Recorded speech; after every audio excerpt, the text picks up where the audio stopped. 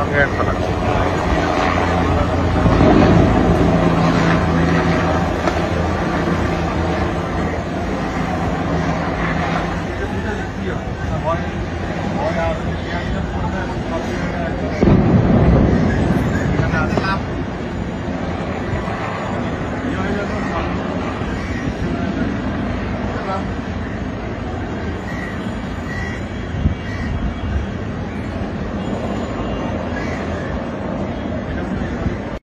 হঠাৎ করে গুলিস্তান মোড়ে একটি বাসে আগুন দিয়েছেন, যেখান থেকে হঠাৎ করে গুলিস্তানের পরিস্থিতি ভয়াবহ রূপ ধারণ করছে। মানুষের অস্থিরতা বেড়ে গেছে, যেখানে খুব কঠিন রাস্তার পরিবেশ।